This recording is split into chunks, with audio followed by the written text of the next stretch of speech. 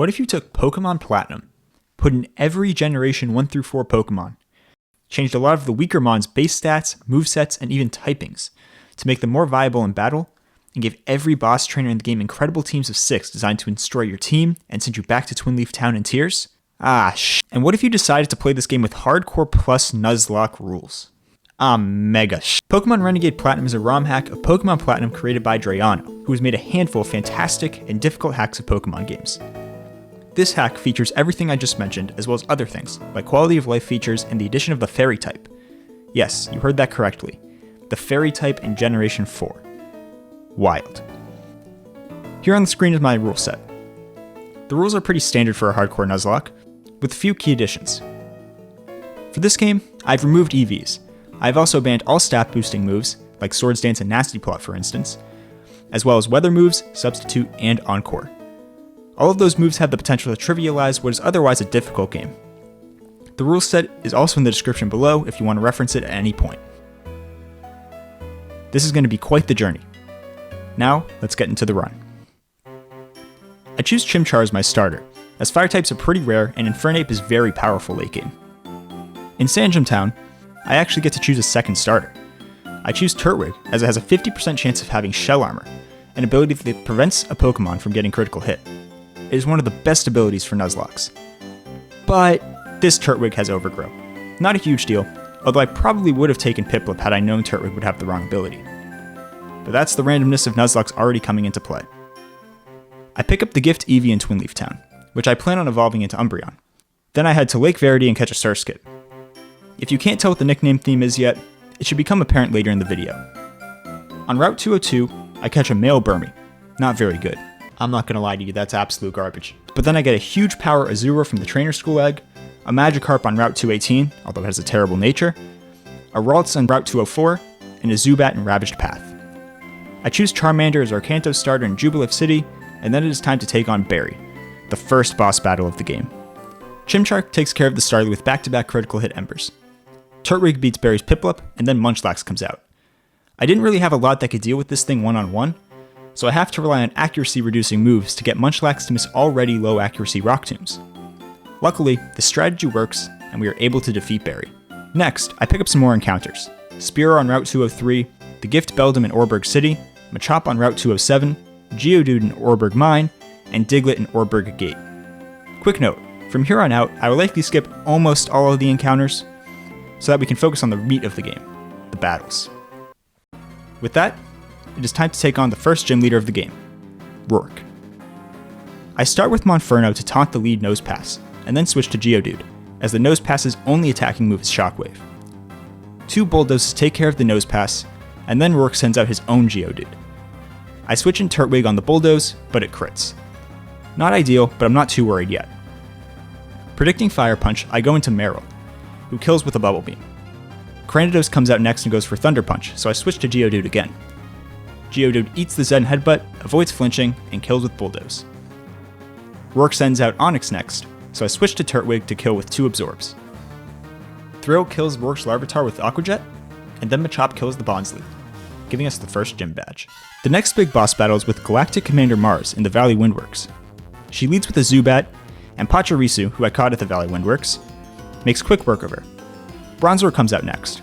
I chip it with Pachirisu and then switch to Charmeleon to take care of it with Dragon Rage. Then, Mars sends in her big, bad Purugly. I send in Geodude, who sets up Stealth Rocks and Brick Breaks Purugly down to just below half health before switching to Grottle. I go Bulldoze to get the speed drop, but it puts Purugly in Citrus Berry range and heals it up a bit. I try Bulldozing again, but Mars switches to Yanma. I was not expecting the switch, but I did set up rocks for whenever Yanma was sent in. With Yanma already down to half health, Pachirisu can kill with a single Shockwave. After Purugly takes some Stealth Rocks damage, Monferno can switch in and kill with Mach Punch. So far, so good for this run. After heading through Eterna Forest, I reach Eterna City, the location of the second gym, led by the Grass-type gym leader, Gardenia. She leads with Blossom, who can actually be fairly tricky to deal with considering its bulk and ability to confuse or paralyze your Pokemon via Teeter Dance or Sunspore. Luckily, my lead Crobat crits with Poison Fang, and I don't have to worry about any of that. Next up is Gardenia's ace, Roserade. She is fast and hits hard with great type coverage. I switch from Crobat to Masquerain to chip and keep Roserade out of Citrus range, then switch back to Crobat for the kill. Against Tangela, I pivot to Graveler to bait out Grass Knot, which allows me to switch back into Masquerain to eat it and one-shot with Signal Beam. Braylon comes out next. Masquerain could outspeed and one-shot with Air Cutter, but since that move only has 95 accuracy, I decide to play it safe, switching to Crobat to kill with Wing Attack instead. Gardenia sends out her Grottle next. It has a Leech Seed and Leftovers stall set, which can be annoying, but ultimately not too difficult. Crobat chips, and then I send in Monferno to kill with Flame Wheel. Gardenia's final mon is Cherim, who kindly sets up Sun, allowing Monferno to easily kill with Flame Wheel. Second gym badge secured. After the battle, I progressed the story by defeating Galactic Commander Jupiter in the Eternicity Galactic building. Mira in Wayward Cave, yes, you battle her in this game, and she can be tricky. And Dawn on Route 207. Then, just as I'm about to reach Hearthome City, I get jumped by Aaron of all people, from the Elite Four, and he challenges me to a battle. This is the first true consistent run ender in Renegade Platinum. Aaron's lead Dustox wants to Toxic Stall, so I start with Steel-type Metang to avoid getting poisoned.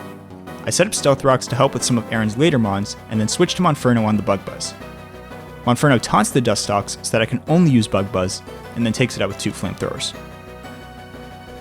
Aaron sends in Beautifly next, who is taken down to half health thanks to the Stealth Rocks. The reason this is so important is because Beautifly is holding a Focus Sash, meaning Monferno couldn't one-shot it and would ultimately be dead here. But with Stealth Rocks, Monferno can take it out with a single Flamethrower. Venomoth comes in next, so I pivot through Umbreon to Crobat, who can now KO Venomoth with a single Wing Attack after Stealth Rocks damage.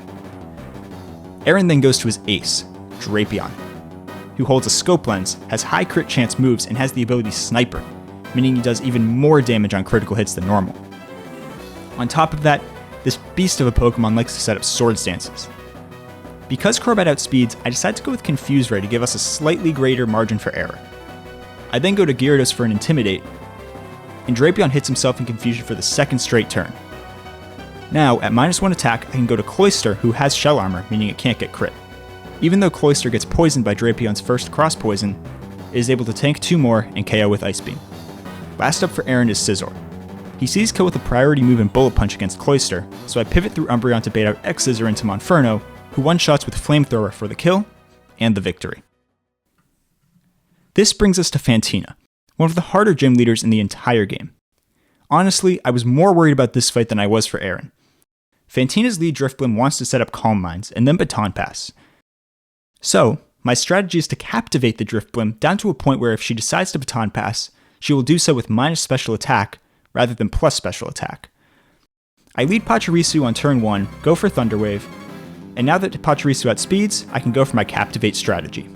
Eventually, with Drifblim at -5 attack, I pivot to Umbreon, as he is bulkier and will certainly bait out Mismagius, Fantina's ace. Luckily, this is exactly what happens, as Fantina Baton passes to her Mismagius at -4 special attack. On Dazzling Gleam, I switch to Azumarill. Now, it becomes time to pray for Aqua Tail to hit. It's a 90 accuracy move, but Aqua Tail seems like it actually has something more like 30 accuracy. And for the first time in history, Aqua Tail hits.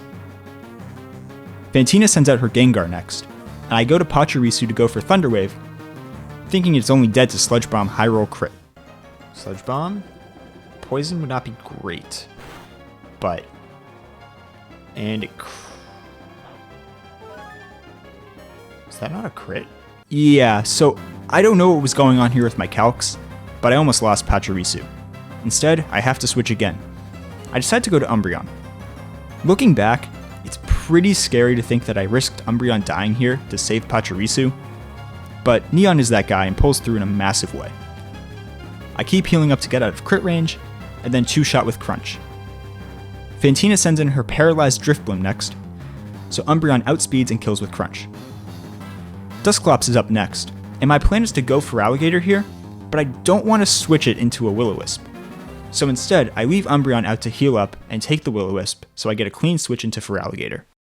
Dusclops has an annoying, but ultimately not too difficult to deal with stall set, so Feraligatr eventually prevails.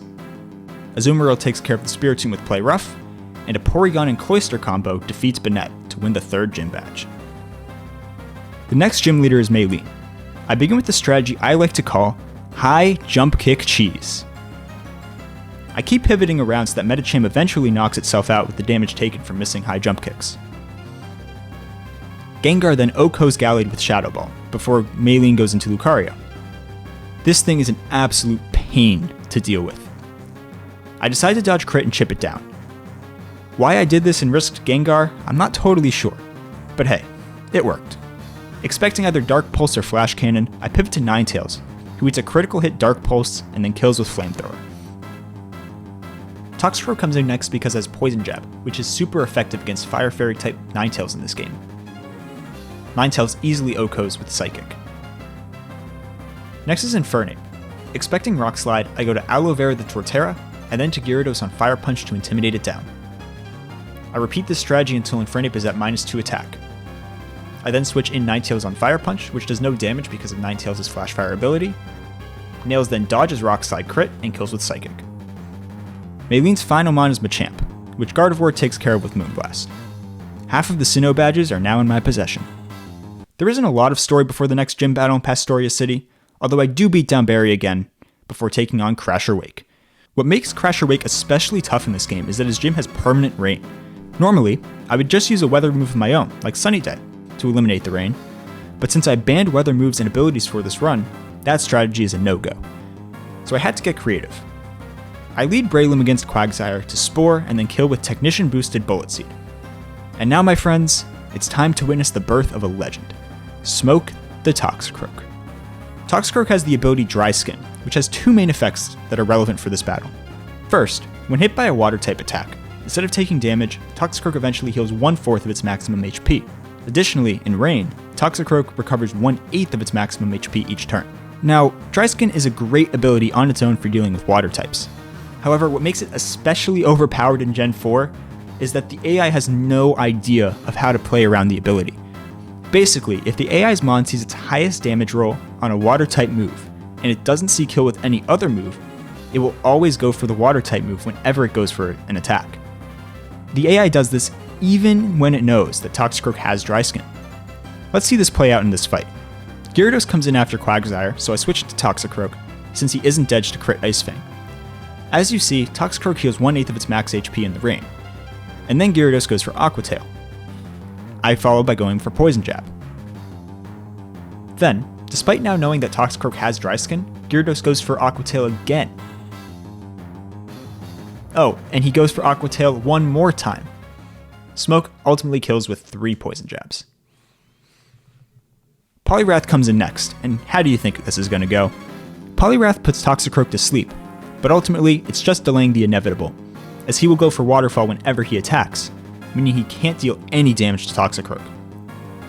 Sharpedo comes in next, and I do have to switch out for this one, as Sharpedo has Zen Headbutt and will use that instead of a water type move. I brought Feraligatr to this fight specifically to deal with this. After taking care of Sharpedo, Ludicolo comes in, and it's Smoke the Toxicroak's time to shine once again. He takes out the Ludicolo and wakes Ace, Floatzel, to deliver us the easiest badge in all of Sinnoh. Don't worry, you will see Smoke the Toxicroak in action again soon enough. Look at me, still deathless as I march towards Celestic Town. It's time to fight Dawn again, but she hasn't given us any trouble to this point, so why would she this time? I lead Crobat to outspeed and OHKO Alakazam with Silver Powder boosted Leech Life, and then go to Infernape to take out Mamoswine. Crobat again for Lopunny, and then I go Umbreon for Vaporeon. But Vaporeon gets the 10% freeze on Ice Beam, so I have to change up my strategy. Eventually I take out Vaporeon with Metagross, and then Dawn sends in her Torterra. I pivot around to get Breloom in on a Rock Slide, and then win a Speed Tie to put Torterra to sleep with Spore. Torterra stays asleep for a few turns, and Breloom Bullet sees it down to red health. I then go for Mach Punch, but Dawn heals up. Because of the Speed Tie, I decide to go for Spore in case Torterra outspeeds and wakes up, but Dawn actually switches to her Clefable. I put in Metagross to take her out, and now I have to repeat my strategy against Torterra once again. I get Breloom in on another Rock Slide, and put Torterra to sleep with Spore. Bullet Seed plus Mach Punch to take it out, so I just do that, and it woke up and outspeeds on the first turn. And it crits.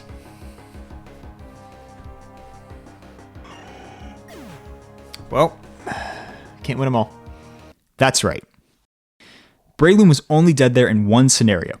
Torterra had to win the speed tie, wake up on turn 2 of sleep, and then crit with Woodhammer. And that's exactly what happened. I believe that scenario had, at best, a 1.5% chance of happening. Rest in peace, Zoom the Breloom. On the one hand, I wasn't expecting to complete this game deathless by any means, especially on my first attempt of a hardcore plus Nuzlocke. In fact, getting to this point in the game deathless is quite an accomplishment. Still, suffering the first death of the run, and the death of a great Pokemon in Breloom at that, stings. But that was nothing compared to what was about to go down next.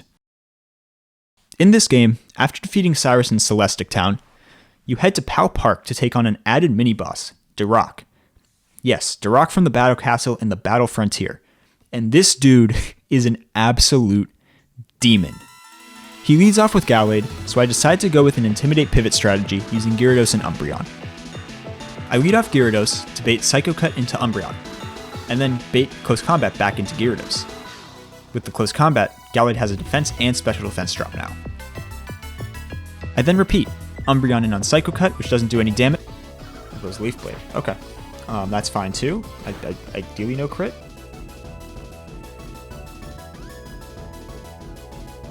What? Gallade decides to go for Leaf Blade instead and crits Umbreon. Not a great start to this battle, and this moment certainly sets the tone for what is to come. By the way, there was just a 1 in 64 chance that Gallade would go for Leaf Blade there. Luckily, Umbreon still baits out Close Combat, so I can switch to Mismagius, who can now OHKO with Moonblast after the double special defense drop from Close Combats. Quick pause. I want to briefly introduce one of my favorite mons in this game, Mismagius.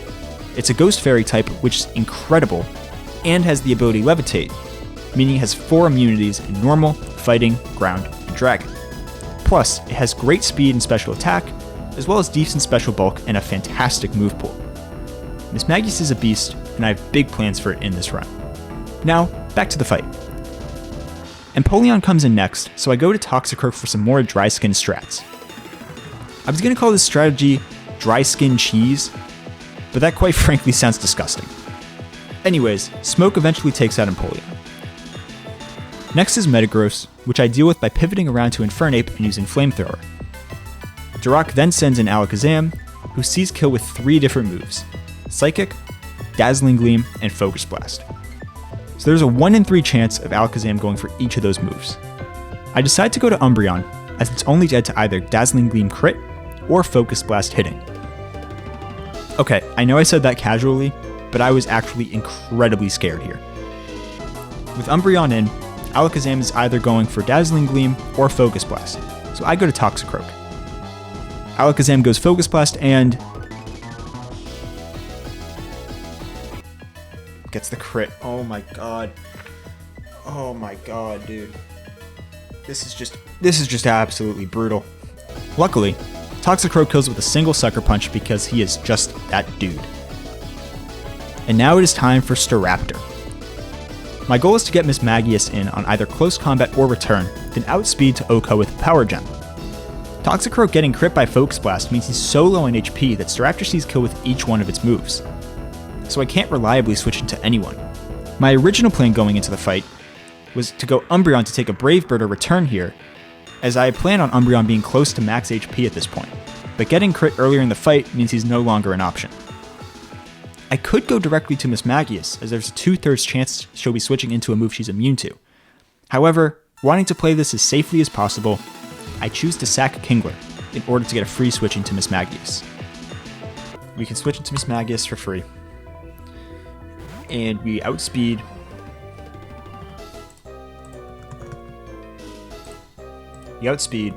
And we go Power Gem. It outspeeds. It has a plus speed nature.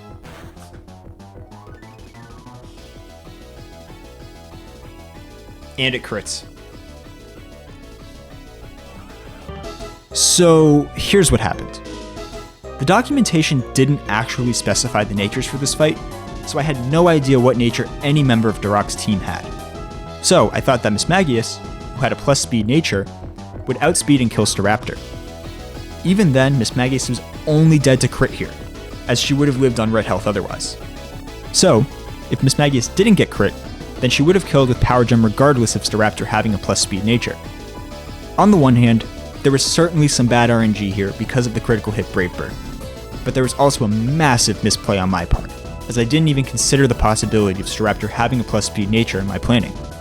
Had I planned for at the very least the possibility of Staraptor having the plus speed nature, then I never would have risked Mismagius, a mon I planned on being a crucial member of our team going forward. But that's just the way it goes sometimes. This loss especially hurts because I know I could have prevented it. After Mismagius goes down, I begin to seriously doubt whether I can win this fight. Luckily, Infernape can come in for free and kill with Fake Out plus Vacuum Wave, which wasn't guaranteed until the recoil damage from Staraptor's Brave Bird on Mismagius. At least Mismagius didn't die in vain, I guess. Then Entite comes in. I brought Kingler to this fight originally because I knew it could handle this legendary beast thanks to the Shell Armor ability. But now I am forced to sack one of my remaining 4 mons to even have a chance. With Infernape already out, I know he can at least chip with close combat before going down, so I make the difficult decision to sack my starter. Even after that, there's no guarantee that I can win this fight, but I have to try. I guess we go Gyarados and just go for a prey that it will miss Stone Edge. I mean, theoretically, I guess that's the ultimate plan here. And it hits Stone Edge. Oh, we live it. Oh, the Intimidate. Alright, the attack drop. It hits Aqua Tail.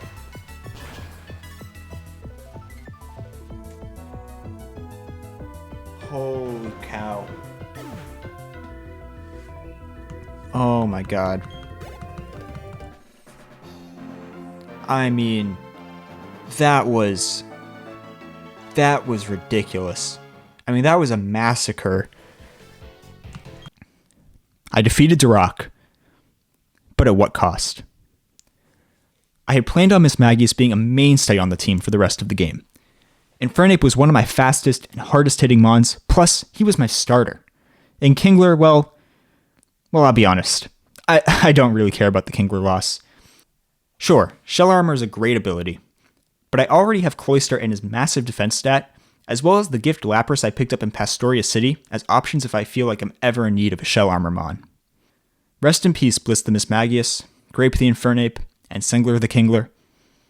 You will be dearly missed, and your sacrifices will not be forgotten. As I head to Candlewave City, I decide that it's time to go on a revenge tour. It's going to be tough winning this run without Mismagius and Infernape, but I have to try my best. I curb stomp Barry again, this time on the Candlewave City Bridge, and then crush Riley on Iron Island before storming into Byron's gym. I lead Gengar to taunt Bronzong so that it can't set up screens, and then Gengar Okos with High Roll Shadow Ball. Next up is Aggron, who Gastrodon takes down easily. Against Magnezone, I use Recover to get some HP back just to get an irrelevant crit on Magnezone's Parting Signal Beam before Gastrodon takes him out. For Steelix, I send in Masquerain to Oko with Stab Surf since it's Bug Water type in this game. I then send in Gengar to take out Fortress, and finally Gliscor to kill Bastiodon and take home the 6th gym badge. Oh yeah, that's right. I caught a Gligar earlier in this game. I haven't used it until now though since I couldn't evolve it any earlier. But sure, the Gliscor is sure to be a huge part of the team going forward. After Byron, the revenge tour continues as I defeat Team Galactic at Lake Valor and Lake Verity before trudging north through the snow to take on Candice at the 7th gym in Snow Point City. Now this was a fun fight. Candice leads Abomasnow to set up Hail with her Snow Warning ability. Similar to Crasher Wake, this presents a problem as I've banned weather moves and abilities in this run. That said, Hail isn't something I'm too worried about. I start with Ninetales to Oko with Flamethrower, and then Candice sends out her Wall Rain. I go Milotic holding a Chesto Berry to chip it down through 3 consecutive yawns, and then go into Weavile to finish it off with a Crunch. Mamoswine comes in next, and I didn't really have a great answer to this in my box, especially with Infernape out of the picture. So I pivot through Metagross to bait out Earthquake into Rotom Wash. I chip the Mamoswine with Hydro Pump, switch back to Metagross, and knock it out with Bullet Punch. Weavile is next, going for Crunch, so I switch in Milotic. Since Weavile doesn't see kill with any of her moves here, she decides to go for Swords Dance. I go Moonblast to break Weavile's Focus Sash. By the way, did I mention that Milotic is Water Fairy type in this game? Yeah, it's broken. And Feebas is a guaranteed fishing encounter in Mount Coronet. Crazy stuff. Since Weavile can outspeed and kill Milotic, I decide to sack Rotom. Coming into this fight, I planned on sacking Rotom to get a safe switch in at some point if needed, so I'm not too upset. Now, I get a free switch into Metagross and take out Weavile with a priority Bullet Punch. I send in Ninetales then to Oko, Candice's Frostlass, and Glaceon back to back and win the fight. It sucks losing Rotom, but sacking it made the rest of this fight incredibly safe. Rest in peace, Bomb the Rotom. Next, after defeating Team Galactic at their headquarters in Veilstone City, it's time to head to Spear Pillar for one of the hardest fights in the game. A 12v12 tag battle with Barry against Mars and Jupiter. Yeah, you heard me correctly, 12v12. For this battle, I build a team with a strong defensive core. Magnezone, Umbreon, Mawile, which is Steel Fairy in this game with huge power, Rhyperior, Skarmory, and Metagross. I lead with Light Clay Magnezone to set up Reflect and Light Screen. Barry's Snorlax then takes out Mars' Crobat as Jupiter pivots to her Gastrodon on a Thunderbolt from Magnezone. High IQ play from Jupiter, I must say. Mars then sends in Electivire. Gastrodon Earth Power and Electivire Cross Chop will both probably KO Magnezone, so I have to switch. I decide to go to Grand Prix the Skarmory, as she is immune to ground moves and has elite physical bulk. Skarmory is one of my favorite Pokemon. Barry's Snorlax takes out Electivire with a critical hit sent Headbutt, leading to Mars sending out her Bronzong to set up Stealth Rocks. Eventually, Bronzong goes down and Mars sends in her Yanmega. After a while of Mars and Jupiter relentlessly attacking Barry's Pokemon instead of Skarmory, allowing us to take out Jupiter's Gastrodon, Tangrowth, and Crobat, I'm feeling pretty good. But then, I make a misplay. Now listen, I know that Hurricane can hit a Pokemon in the middle of going for Fly. That's not the issue here. Basically, since Mars and Jupiter kept attacking Barry, I was never in range of being two-shot by Hurricane from Yanmega. Unfortunately, I failed to realize that I was dead to double Hurricane here, and Skarmory goes down. This was devastating. But there's no time to mourn, this battle is far from over. I send in Magnezone to set up another Reflect, then go to Style the Mawile. She pretty much carries us through the rest of this fight until Jupiter's Bronzong comes in, which I take out by going to Magnezone. The battle is won, but once again, another Mon that I was incredibly excited to use goes down in her first battle. Rest in peace, Grand Prix the Skarmory. After the battle, Cyrus opens a gateway to the Upside Down and gets pulled in by Vecna. So of course, Cynthia sends me in after him. There are two fights against Cyrus back-to-back in the Upside Down. The first is a double battle against a level 70 Dialga and Palkia. For this battle, I lead Huge Power Water Fairy type Azumarill with Choice Band, and Cloyster. I start by protecting with Cloyster, thinking both Dialga and Palkia would attack him since they saw kill with at least 3 of their 4 moves. Instead, Dialga actually goes for Flash Cannon against Azumarill, which would have killed if it crit. Incredibly scary and incredibly lucky. Regardless, Azumarill OHKOs Palkia with Play Rough, and then I pivot around until my Milotic eventually takes out Dialga with Moonblast. Now, it's time to take on Cyrus in a single battle. The main reason I led with Azumarill in the first slot as opposed to the second in the double battle is because of the single battle. Cyrus's lead Crobat is holding a Choice Band, and Azumarill baits out Cross Poison. Therefore, I can go into Magnezone, who is immune to the Poison type move. Magnezone only kills with 1 roll of Thunderbolt, so I decide to Thunderbolt on turn 1, then set up screens before ultimately killing the Crobat.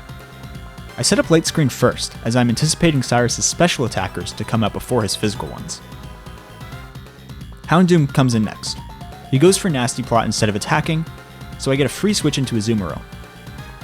Thrill is then able to OHKO with Aqua Jet. Yeah, Azumarill packs a punch and then some. OHKOing a legendary and then a Houndoom with Aqua Jet is ridiculous. Magnezone is next, which Gliscor easily counters. Now it's time for Cyrus's Weavile. This thing's a major pain. Here's the situation. With Reflect up, Weavile doesn't see kill with any of his moves, even Icicle Crash on Gliscor. Therefore, there's a 50-50 chance he goes for Swords Dance instead of attacking. Because of Focus Sash, there's a very high chance that Weavile will kill Milotic if we bring her in on a Swords Dance. Our other option is to leave in Gliscor, dodge crit, and then U-turn to break Sash and switch into Milotic. I opt to go with the second option, as it leaves a 15 and 16 chance of both Gliscor and Milotic living, as opposed to about a 2/3 chance if I just go directly to Milotic here.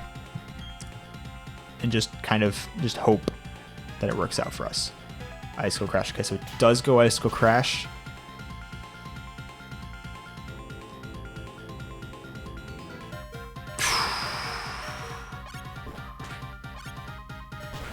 It got the high roll. The high roll is 156 compared to the next roll. We got the crit U-turn into the Sash. That's actually nice. We still want Milotic out there as opposed to like Azu, which could kill and not take any damage. Yeah. So Light Screen wears off, so we still have Reflect for this turn. Yeah, so the high roll there was 156, and the next highest roll was 148. So once it got way down there, I started to worry. I'm not gonna lie. Weavile goes for Aerial Ace on Milotic, which crits, but it doesn't really matter. The reason I went with Milotic instead of Azu here is because Milotic can outspeed the incoming Honchkrow. Honchkrow has the ability Super Luck, which raises crit chance, so I wanted to take as few hits as possible from it. Finally, Cyrus sends out his Gyarados, so it's time for more Toxicroak Dry Skin strats. After defeating Cyrus, I capture Vecna on a Master Ball and leave the Upside Down. Whew, that's some heavy stuff right there. Now back to the Gym Badge chase. With just one Gym Badge remaining, I go to Sunyshore City to face Volkner. Gliscor starts by taking out the lead Jolteon. Against Rotom Wash, I utilize more Dry Skin strats with Toxicroak. Next is Electivire, who's holding a Life Orb. My plan here is to get 2 Life Orb recoils, and then switch to Gliscor to kill with Earthquake. Let's see how this goes. Gliscor because it has the Poison Heal ability. Alright, so now it's going to go for Ice Punch. So we're going to go to Magnezone. Now Magnezone, as long as we don't start getting crit and stuff, this should be perfect. It's not going to take a lot of damage from Ice Punch unless it gets crit. But even as you can see, it's not even dead to 3 crit Ice Punches. So now it's going to go for either Earthquake or Close Combat, which is why we have Gengar. Because it won't be affected by either. Earthquake, okay. So now it's going to go Wild Charge. So we will go into Gliscor.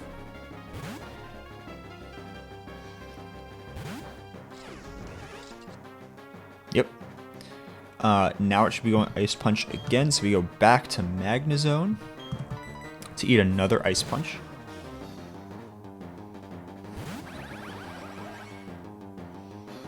Alright.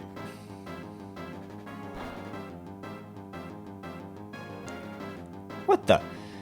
Are you serious? I'm not including this to complain about RNG, but rather to show off a good example of the importance of playing around crits whenever possible. I brought Magnezone to this fight specifically because I knew it could take back-to-back critical hit Ice Punches from Electivire. I just didn't think it was actually going to happen. After taking out Electivire, I go to Masquerain to kill Luxray, Gliscor to kill Raichu, and Gastrodon to kill Rotom Heat. And with that, I've secured all 8 Gym Badges in Pokémon Renegade Platinum. Now, it's time for the Elite Four. And let me tell you, it goes hard in this game. Each Elite Four member, as well as the champion, has 4 different teams that they can choose from at random when the battle starts. That means I have to prepare for 20 different potential battles and craft one team that can consistently win them all. This planning process took me around 4 hours. Before we see if that hard work pays off, let's meet the team. First up is Vic the Milotic. Her water fairy typing in this game is fantastic. She's decently fast, hits hard, and has good special bulk. Surf, Moonblast, Ice Beam, and Recover is a great moveset. Next, we have Glucose the Metagross. It hits like a truck. Its steel type will be incredibly useful as a pivot, even in fights like Bertha and Flint, where it won't be too useful otherwise. In addition, having access to a priority move in Bullet Punch is bound to come in clutch at some point. Iron Head, Zen Headbutt, Bullet Punch, and Ice Punch. Shore the Gliscor is the third member of the team. He has the ability Poison Heal, meaning he heals up 1/8 of his max HP at the end of every turn when he's poisoned. Therefore, I pre-poison him before the Elite Four, so I can give him other items throughout. Also, he has a fantastic typing with 2 immunities and 3 resistances. Add on really good speed and physical bulk, and you have quite the Pokemon. Fly, Earthquake, U-Turn, and Fire Fang. Fourth, we have Kar the Gengar. Originally, this probably would have been Blistemus Magius, but with her out of the question, it's Gengar's time to shine. Gengar has the ability Levitate in this game, giving it 3 immunities on top of other useful resistances. She is also fast and has a very high special attack stat and quiet nature. Sludge Bomb, Aura Sphere, Sucker Punch, and Shadow Ball or Energy Ball, with Energy Ball being specifically for Bertha. Neon the Umbreon is next. He is an absolute tank. There's really no other way to put it. Crunch for attacking, Moonlight and Wish for HP recovery, and Taunt/Toxic/Protect, depending on the battle. Neon has been with me since Twin Leaf Town, and he's here with me as I try becoming champion once and for all. How poetic. And finally, we have one of the unexpected superstars of this run. Smoke the Toxicroak. He's here for 2 main reasons. Dry Skin strats against Cynthia's Milotic, which essentially make the champion battle a 6-on-5, regardless of which team she chooses. And Sucker Punch versus Lucian will be very effective. On top of that, he can be used as a good pivot against the other Elite Four members. Poison Jab, Drain Punch, Sucker Punch, and Fake Out is his moveset. And with that, let's take on the Elite Four.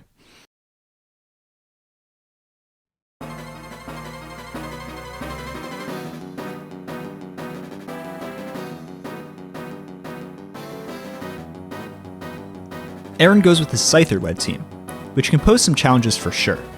Right off the bat, Milotic has to dodge super high roll crit from Aerial Ace. Luckily, Vic comes through and Okos with Ice Beam. Next is Drapion. Like in the first battle against Aaron, he has the Sniper ability, Scope Lens as his held item, and high crit chance moves. I need to be very careful here, or else he can send us home very early. I switch Toxicroak into Eat Across Poison, then Fake Out for some extra HP recovery from leftovers, before going to Choice Banded Gliscor on Earthquake. Gliscor then takes out Drapion with an Earthquake of his own. Next is Flygon, who can be very tough. However, it sees kill on Gliscor with only Draco Meteor, providing a free switch into Milotic, who then Okos with Choice Specs boosted Moonblast. Pinsir is next up, so I go into Gliscor and one-shot with Fly. Gliscor is Choice Banded, so for Scizor, I pivot back around to him to kill with Fire Fang. Aaron's last mon is Yanmega, and I'm just going to let this clip play for itself. We are only dead to super high roll Bug Buzz crit. That's the only thing we're dead to. An item, yeah, Wise Glasses. So, alright. Hold it, Metagross. Good man. Yeah, so you see, as you see, it didn't get a high roll, so we weren't dead to crit. If we crit here, we win. Okay, cool. Oh! Yo! Oh my... Metagross, you animal! Whoa. So, Ice Punch when we win. It thought out.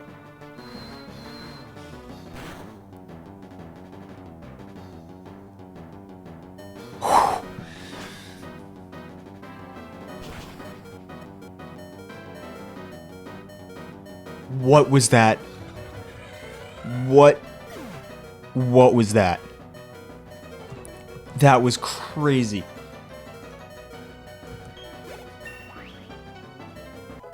That was the craziest way I could have won that fight.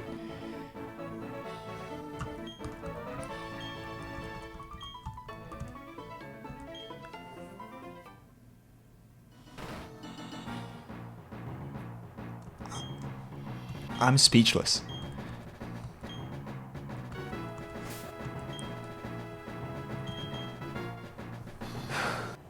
Alright, so we were not dead to... We were only dead... So we were dead to crit there. That was crazy.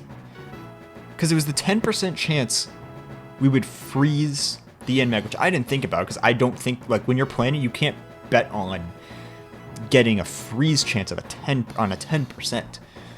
And then the end mega thaws out. That's just wild. Like, that's a 2% chance of getting the freeze with Ice Punch and then Yan Mega thawing out on the first turn. To be fair, I probably could have played the ending there a bit safer after Yan Mega got frozen. However, because the chances of a first turn thaw out were so low, I figured that pivoting around to try and dodge thaw out plus crits would actually have been even riskier, as giving Yan Mega more turns to thaw out would hurt our chances of victory. Regardless, we're on to Bertha. Bertha only has 2 different leads between her 4 teams, meaning I won't know exactly which team I'm facing until the middle of the fight. She leads with Choice Scarf Tyranitar, so I bait an Earthquake with Toxicroak and switch to Gliscor to easily take it out. Next is Mamoswine. I pivot through Metagross to bait out another Earthquake, this time into Gengar, who outspeeds and kills with Energy Ball. Bertha now sends in her Dugtrio, which can typically be pretty scary because of its ability Arena Trap. However, Gengar's Levitate ability negates Arena Trap, allowing a switch into Milotic on Night Slash. Dugtrio is Choice Banded, so by locking itself into Night Slash, I can use Recover to get Milotic back to as much health as possible before killing with Surf. Torterra comes out next, and Milotic can stay into Outspeed and one-shot with Ice Beam. Bertha then sends in Quagsire, who Gengar makes quick work of with another Energy Ball, and last is Bertha's ace, Rhyperior, who goes down easily to a single Energy Ball from Gengar. Quite frankly, this fight was a breeze. Bertha should know better than to build a team that includes 4 members with at least one 4x weakness. But next up is Flint, and he is sure to put up more of a challenge. Flint goes with his Rapidash-led team against us, which is fine. Out of his 4 teams, this is the one that's the most inconsistent to deal with. On his other 3 teams, he leads either Ninetales or Torkoal, and uses their Drought ability to set up Sun. Rapidash, however, doesn't have this ability. Instead, it is holding a Heat Rock and has Sunny Day. With Choice Specs Gengar as my lead, I don't know if Rapidash will go for Flare Blitz or Sunny Day. If Sunny Day, the rest of the fight gets significantly harder. If Flare Blitz, Gengar can take out Rapidash easily, but will have to dodge a crit in the process. I go Sludge Bomb, and Rapidash goes for Flare Blitz, which luckily does not crit. The run is not dead yet. Next is Drifblim.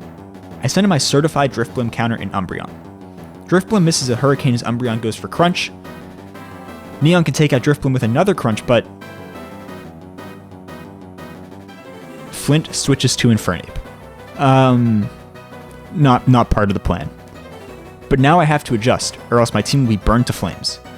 Knowing Infernape is going for close combat, I bring in Choice Banded Gliscor, who is only dead to a critical hit Flare Blitz. Short dodges crit and kills Infernape with Fly. Magmortar comes in next. Gliscor can OHKO with Earthquake, but he's locked into Fly because of his Choice Band. So I have to pivot around back to Gliscor in order to kill with Earthquake. Expecting Fire Blast, I go into Milotic, then pivot back to Gliscor on Thunderbolt to take out Magmortar. I'm very lucky that Rapidash didn't set up Sun, because otherwise I'd be in a world of trouble right now. Magmortar likely would have gone for Fire Blast on the switch into Gliscor, which would have killed rather than going for Thunderbolt, which Gliscor's immune to. Drifblim now comes back in, so I go back to Umbreon for the kill. Next is Lopunny, and let me tell you, this thing is scary. It's basically Mega Lopunny in this game.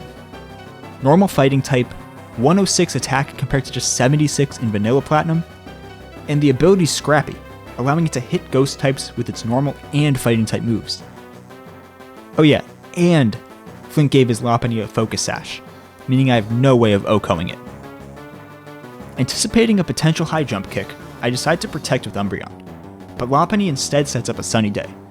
At this point though, it doesn't really matter because Flint's only remaining Pokemon are Lopunny and Steelix. Since Umbreon is dead to high jump kick crit, and I can't reliably protect again, I go to Gliscor. I go back to Umbreon on Mega Kick and protect for some, say it with me, high jump kick cheese. What's especially important here is that Lopunny breaks its own sash. That allows me to go back to Gliscor to kill with Earthquake. Flint's final mon is Steelix. For this, I pivot between Metagross and Gliscor on Iron Tail and Earthquake until Gliscor is back to almost full health and out of Iron Tail crit range. Then, I two-shot with Earthquake for the victory. 3 down, 1 to go to reach the champion. Lucian is the final member of the Elite Four, and his Psychic types pose some glaring problems. In particular, Gengar is weak to Psychic type moves, and Toxicroak is 4 times weak to Psychic type moves. However, what if I told you that Toxicroak would be the key for my strategy in this battle? Lucian chooses his team led by Espeon, which is perfect because Choice Banded Toxicroak can kill with Sucker Punch. Taking out Espeon in one turn is massive, as it has the potential to set up screens with Light Clay.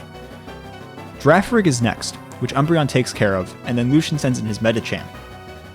You know what that means? It's time for some more, you guessed it, high jump kick cheese. That's right, one more time for the road. I go to Gengar since she is immune to high jump kick, and then Gengar kills with Shadow Ball after Medicham takes damage from missing the high jump kick. Starmie comes in next. Toxicroak can't kill it at full health, but Starmie is holding a Life Orb, and Toxicroak can kill with Sucker Punch, guaranteed, after 3 Life Orb recoils. I go to Umbreon to tank Hydro Pumps and repeatedly heal back up with Moonlight, then go to Toxicroak on Starmie's final Hydro Pump before killing with Sucker Punch. Lucian chooses Executor next. Toxicroak can't one-shot with Sucker Punch, but he can with Poison Jab, so I pivot back around through Umbreon to bait out Giga Drain and do exactly that. For Lucian's ace Gallade, I bait close combat with Umbreon, then switch into Gengar to outspeed and kill with Shadow Ball thanks to her choice specs. And now, there is only one fight standing between us and glory.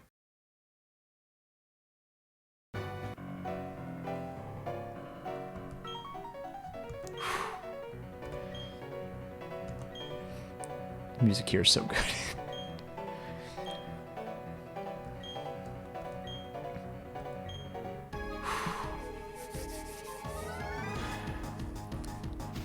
Let's go. Which team are we going to get? Spiritomb. Okay. This is probably the one team that can be a little tricky. So, this is the one fight where Gengar's the lead is not ideal. However, we are baiting out Dark Pulse, which means Milotic should be a safe switch in, should outspeed and OHKO with Moonblast. Dark Pulse, fantastic.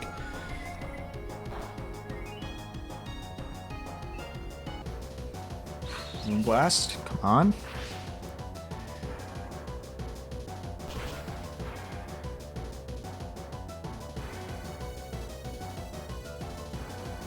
All right, 1 down. 1 down. All right, Roserade's next. This is what we expected. Now, it's going to have to tank 2 Leaf Storms. And this thing has a white herb, so it's not actually going to have the special attack drop. All right. I think we're dodging crit here. But we do kill with Zen Headbutt.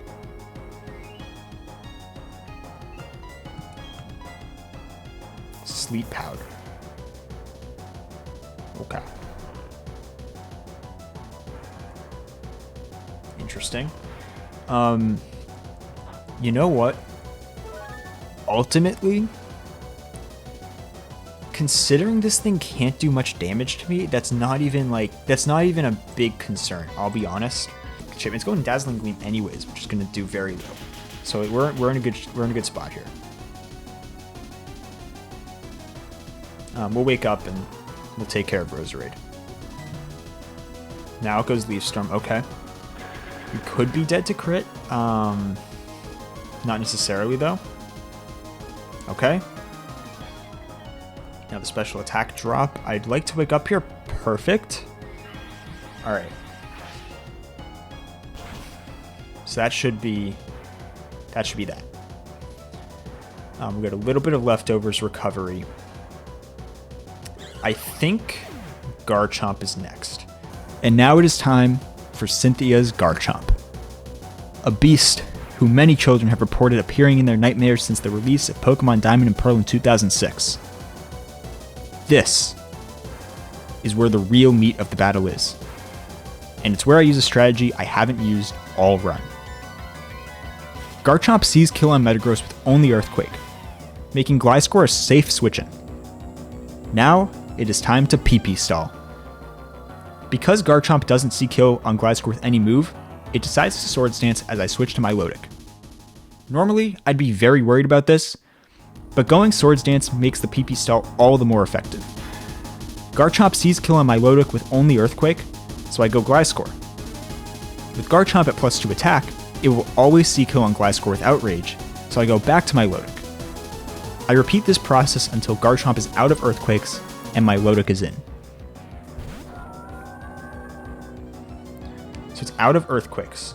It should be out of Earthquakes, so it should be going Stone Edge, which could miss, but we are very dead to crit. Moonblast, unfortunately, even with choice specs, only has a 68.8% chance to kill. Garchomp outspeeds. Vic. Come on. It goes Swords Dance. Okay. That is massive. That is absolutely massive.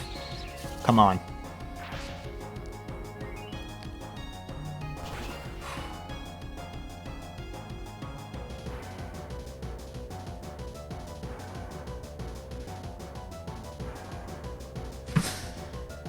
Let's go. Vic. Alright, that's what you love to see, but this is far from over. This is far from over.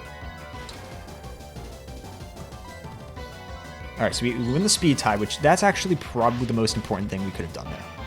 Win the speed tie. Go for Moonblast. That's going to do just under half. Or just over half on the high roll. It does get Citrus Recovery. That's not great. It does go Thunder. It misses Thunder Wave. Vic is putting the team on her back right now. I'm not worried about paralysis, honestly, at this point. Yeah, let's see. Well, I mean, it could go Roost here potentially, which would be a little weird. What's that? It's special attack drop, which is very nice. Goes Thunder. You missed a back-to-back Thunder Waves. What? I'm gonna stay in. I'm gonna stay in. I like staying in here. I think because if we, it's high risk, high reward. But again, you're in the champion. We're in the champion fight. That's what it's about. Go Moonblast. Vic outspeeds again.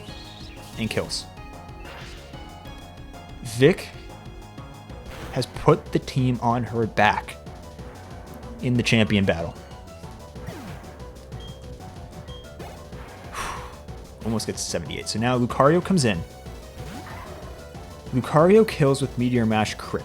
We're staying in here because this Lucario hits like a truck. I'm going to bet on no crit. That's what I'm going to do. Goes Meteor Mash. Alright, hold it. Hold.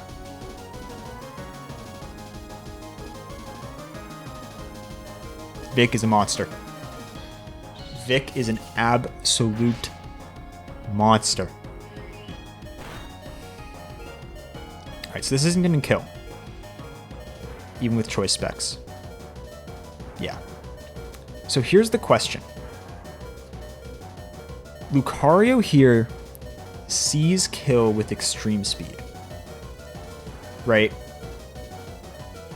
The issue is there's a good chance that Cynthia goes for the heal. Right? And so what I kind of think here is we predict the heal more so than predicting the extreme speed. Because if it goes extreme speed, we have a lot. Like if it's not going to heal, we have a lot of different ways to take care of it. If it's going to heal, we get a free switch. And I think on that free switch, we go to Umbreon. And that seems like a weird one. But what we can do with Umbreon is we can protect and start going high jump kick cheese. What I'm thinking too here is I am thinking Umbreon is probably the best play. Because then what we get is high jump kick once. So we protect. Then it's going to go high jump kick again. We could go into Gengar. Now Gengar would be dead to Meteor Mash as well. Honestly, second high jump kick, we go into Gliscor. Outspeed with Earthquake for the kill. That's what we're going to do. Umbreon. Again, I'm predicting the heal up here because if it goes extreme speed, we have a multitude of ways to deal with it. Yep. Cool. That's what I expected. You could argue we could have stayed in there and gone for Moonblast. The issue is we're hedging our bets, right? Because if it goes for extreme speed, and Cynthia doesn't heal, then Milotic's dead. And we get the free switch anyways. So we're going to protect here. High jump kick cheese. One more time for the road. So that's going to put it down.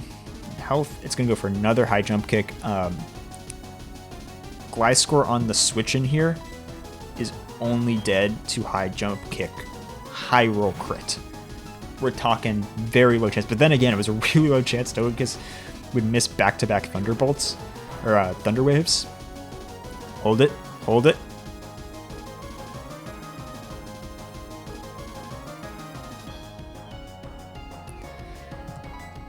And we go Earthquake for the kill.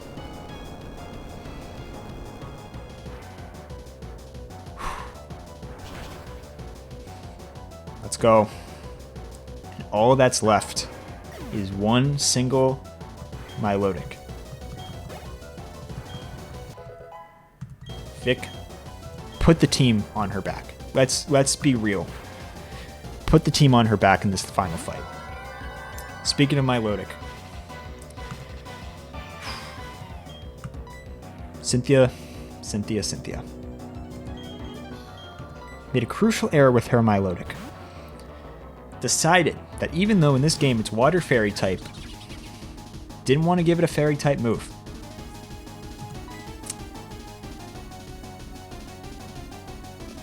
Could have saved you, Cynthia. I could have saved you. But there was a reason I knew Toxicroak was going to be on the final team. And this was it. Hypnosis doesn't matter. It would delay the inevitable if it hit. It can't do any damage to us. Gonna keep going Surf. It's not gonna matter. Oh, Cynthia. It was fun. And it is ending rather easily.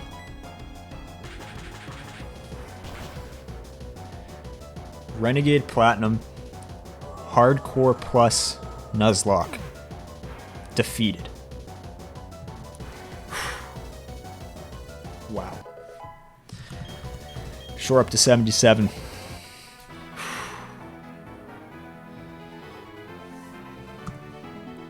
Wow. This was an absolute blast. That was... The Elite Four was crazy. The Hall of Fame.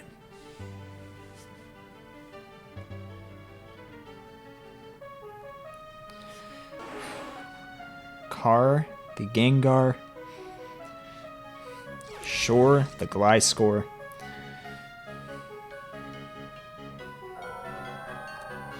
Vic, the Milotic. Glucose, the Metagross.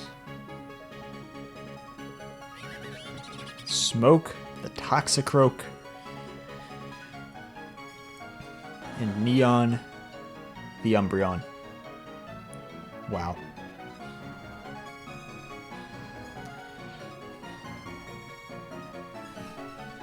That's what I'm talking about right there. And that wraps up the story of my Pokémon Renegade Platinum Hardcore Nuzlocke journey. I had an absolute blast. Doing a Nuzlocke of a really difficult ROM hack like this, it took a lot out of me, but it was an incredible ride. I'm really excited to do another Nuzlocke of another difficult ROM hack in the near future. I would highly recommend this game to anyone interested in Pokemon ROM hacks. In my opinion, it's the definitive way to experience Pokemon Platinum and Generation 4. Thank you to Drayano for doing such an incredible job crafting this game. If you enjoyed, please consider leaving a like, subscribing if you want to see more content like this in the future, and leave a comment down below, either with thoughts on my run or talking about your own personal journeys through this game. I would love to hear about your experiences. Thank you so much for watching, and I'll see you next time.